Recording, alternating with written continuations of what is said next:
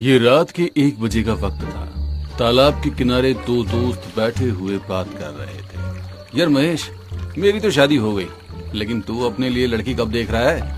मुझे कौन लड़की देखने आने वाली है यार, मेरी ऐसी किस्मती का। तभी उन्होंने देखा कि काला लहंगा पहने हुए एक लड़की तालाब के किनारे आई। उसने अपने कपड़े निकाले और तालाब के अंदर उतर गई। उस लड़की का ध्यान इन दोनों की तरफ बिल्कुल भी नहीं था, लेकिन ये दोनों टकटकी लगाकर उसे ही देख रहे थे। चांद की रोशनी उसके गोरे बदन पर पड़ रही थी, तो वो किसी संगे मरमर के ताजमहल की तरह चमका रही। कुछ देर नहाने के बाद वो तालाब से बाहर आई और उसने अपने बदन पर कपड़े डाले। उसके बालों से पानी टपकने लगा और वो आगे कदम बढ़ाने लगी। अरे यार, मुझसे तो सब्र ही नहीं हो रहा, मैं तो जा रहा हूँ। ओ भाई, ऐसे जज्बाती होना ठीक नहीं है। अरे साले, तेरी तो शादी हो चुकी है, लेकिन मेरे लिए तो जज्बाती होना गलत नहीं है ना। ऐसा कहते हुए महेश अपनी जगह से उठा और उस लड़की के पीछे हो लिया। कुछ दूर चलने के बाद अब उस लड़की को भी शायद पता चल गया था कि कोई उसका पीछा कर रहा है। वो लड़की एक खंडर के बाहर जाकर रुकी। उसने एक बार पलटकर महेश की तरफ देखा और फिर खंडर के अंदर दाखिल हो गई। महेश भी अब उसके पीछे खंडर के अंदर चला गया। वहां वो एक कुएं के पास जाकर रुकी। उसने पलटकर महेश की तरफ देखा और उसको पास आने का इशारा किया। अरे मेरी जान, मैं अभी आता हूँ। महेश जाकर उस लड़की के गले लग गया। मेरी जान, अब मुझे और मत तड़पाओ, आ जाओ। महेश उसकी मखमली कमर पर अपने हाथों को घुमा रहा था। तभी उस कुएं के अंदर नीले रंग की रोशनी उत्पन्न हुई और किसी के सांस लेने की भयानक आवाज सुनाई देने लगी।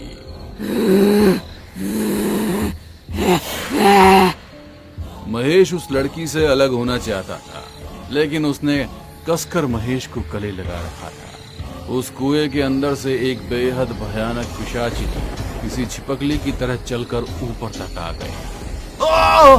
उस लड़की ने महेश को कुएं की तरफ धकेल दिया। उस पिशाचनी ने महेश को पकड़ा और उसे कुएं के अंदर ले गई। वो लड़की कुएं को देखते हुए रहस्यमयी अंदाज में मुस्कुरा रही थी। तभी कुएं के अंदर से महेश का कटा सर और उसके साथ सोने के 2 सिक्के उछलकर उस लड़की के कदमों में आ गए। उस लड़की ने उस कटे सर को पैर मारकर एक तरफ धकेल दिया और उन सिक्कों को उठाकर मुस्कुराते हुए वहां से चली गई।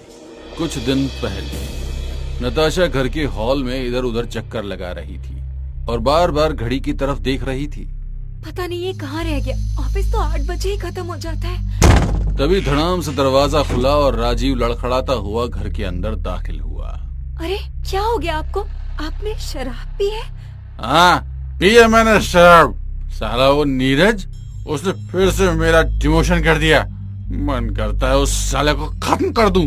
राजीव अपने कमरे में गया और धड़ाम से बेड पर गिर गया। नताशा राजीव की इस हालत को देख नहीं पा रही थी, इसीलिए वो घर से निकलकर एक खंडर के अंदर पहुंची, जिसके बारे में उसने बहुत बातें सुनी थी। खंडर के अंदर एक कुआं था।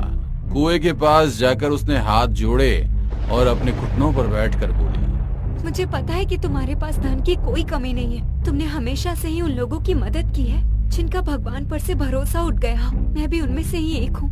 तभी कुएं के अंदर से आवाज आई, मैं तुम्हें इतने सोने के सिक्के दे दूंगी कि तुम्हारी गरीबी अमीरी में बदल जाएगी। ये सुनकर नताशा के चेहरे पर खुशी झलक आई। तुमको मेरे पास रोजाना एक मर्द को लेकर आना होगा। मैं इस कुएं से बाहर नहीं आ सकती, इसीलिए अगर तुम मुझे भेंट देने के लिए यहाँ जवान मर्दों को लाती रहोगी तो मैं तुम्हें उसके बदले सोने के सिक्के दूंगी। जितना जवान मर्द होगा, सिक्के तुम्हें उतने ही ज्यादा मिलेंगे। ये सुनकर नताशा इस सौदे के लिए राजी हो गई। जो 2 सिक्के पिशाचनी ने नताशा को दिए थे, उसने उनको मेन डोर के सामने फेंक दिए। सुबह राजीव उठा तो बहुत ज्यादा टेंशन में था। उसने नाश्ता किया और तैयार होकर घर से निकला। 2 कदम बढ़ाने पर ही उसको लोन में 2 सोने के सिक्के नजर आए। अरे बाप रे! उसने एक सिक्के को पत्थर पर रगड़कर देखा तो उसकी आंखें चौंधिया गई। सोने के सिक्के? 2 सोने के सिक्के! इसने तो मेरी बहुत सी परेशानी दूर कर दी।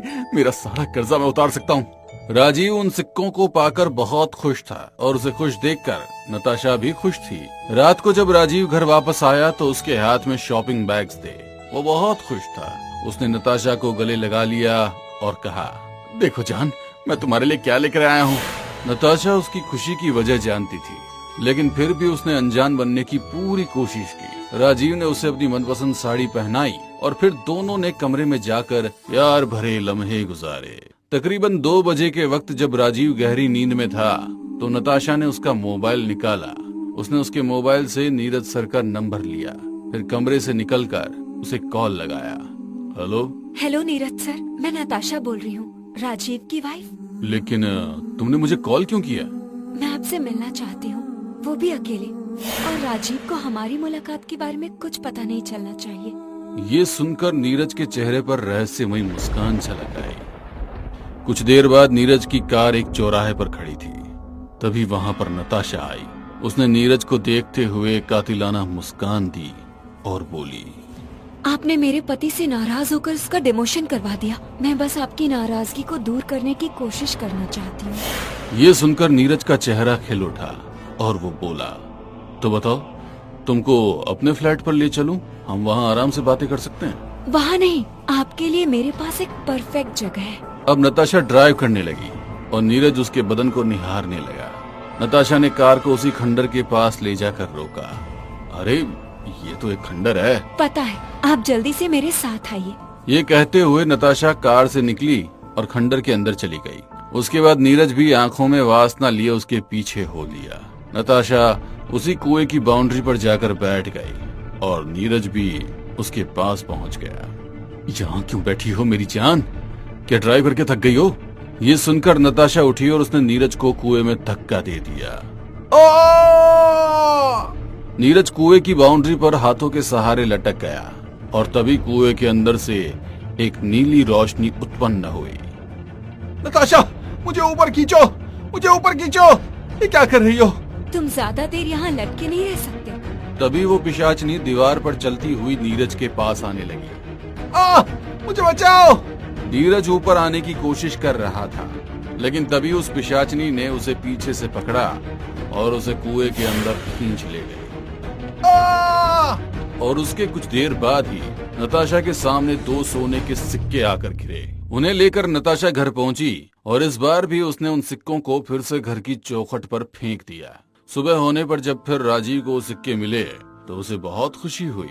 उन्हें उठाकर उसने पॉकेट में डाले और ऑफिस पहुंच गया। ऑफिस में उसे नीरज की मौत की खबर मिली तो उसकी खुशी दोगुनी हो गई। उस दिन की शाम जब राजीव घर पहुंचा तो उसने खुशी के मारे नताशा को गोद में उठा लिया। नताशा, नताशा, नताशा, नताशा, मेरी जान, नताशा! अरे अरे अरे, क्या हुआ आपको? आज तो आप बहुत खुश लग रहे हैं। कल नीरज की डेथ हो गई और अब मुझे उसकी पोस्ट मिलने जा रही है। क्या सच में? हाँ मेरी जान, सच में। राजीव ने नताशा को गले लगा लिया। उस रात भी नताशा ने उसके सोने का इंतजार किया और तकरीबन 2 बजे वो उठी। वो कमरे से निकली और उसने धीरे से दरवाजा बंद कर दिया।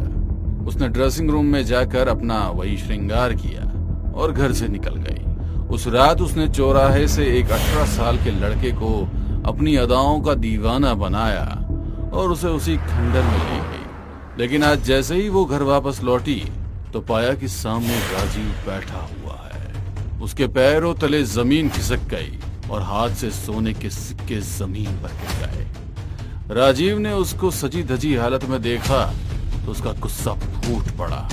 तो तुम हमारी गरीबी दूर करने के लिए गंदे काम कर रही हो। ये सोने के सिक्के भी तुम ही रास्ते में फेंका करती थी ना? जैसा आप सोच रहे हैं वैसा कुछ भी नहीं है राजीव। राजीव बहुत गुस्से में था। उसने 2 घूंसे नताशा के मुंह पर लगाए और उसको बालों के बल घसीट कर एक कमरे में ले गया। कलंकिनी, अब यही इसी कमरे में तेरी चिता बना दूंगा। राजीव ने ड्रॉर से एक तेज धार चाकू निकाला। मेरी बात सुनिए। मुझे कुछ नहीं सुनना। ये कहते हुए उसने एक ही झटके में चाकू से उसकी गर्दन अलग कर दी। उसके खून के छींटे राजीव के चेहरे पर आ गए और उसकी आंखों में अभी भी उसका गुस्सा परवान चढ़ रहा था। चारों तरफ सन्नाटा छा गया और एक भयंकर आवाज अब राजीव को सुनाई दी।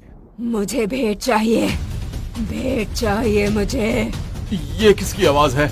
मेरी साधिका को मारकर तूने अच्छा नहीं किया। उसके चीखने की आवाज ऐसी थी कि राजीव के घर की सभी खिड़कियों के कांच टूटकर बिखर गए। राजीव अब बेहोश हो गया। सुबह उठा तो सब कुछ शांत था। नताशा की सड़ी लाश उसके पास ही पड़ी थी। वो सब एक सपना था, वैसा कुछ नहीं हुआ। वो जॉब पर गया और अपना काम करने लगा।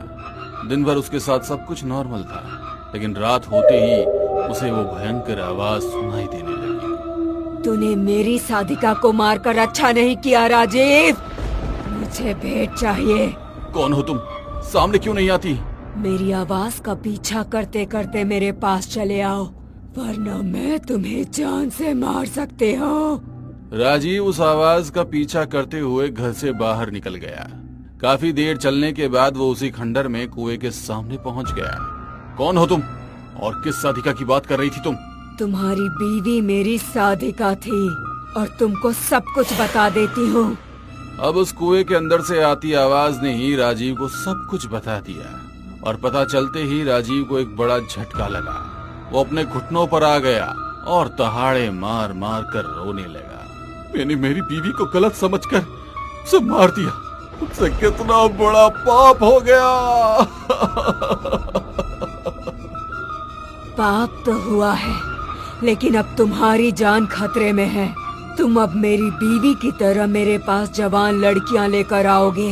जितनी कम उम्र की लड़की होगी, तुम्हें उतने ज्यादा सोने के सिक्के मिलेंगे। ये सुनकर अब राजीव को समझ आ गया कि अब वो बड़ी मुसीबत में फंस गया है। अगली शाम जब वो अपने ऑफिस से निकला तो एक लड़की उसकी कार में आकर बैठी। अरे रश्मि तुम? हाँ राजीव, मुझे ये जानकर बहुत अफसोस हुआ कि तुम्हारी बीवी तुम्हें छोड़ के चली गई है। अब मैं कर भी क्या सकता हूँ? उसको प्यार तो बहुत किया था मैंने, पर अब रश्मि ने राजीव के हाथ पर हाथ रखा और बोली, अगर तुम चाहो तो मैं उसकी जगह ले सकती हूँ।